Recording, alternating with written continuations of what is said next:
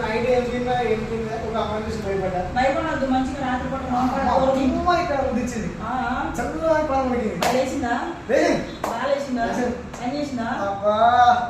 అమృత లెక్క అయింది మామూలు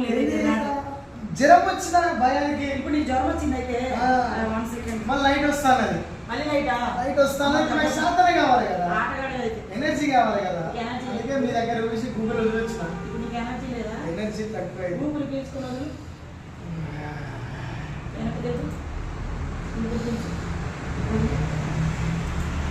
నేను నైట్ మంచి బాగోదు ఏం చేయాలి నీకు కొంచెం ఇబ్బందిగా ఉందయ్యా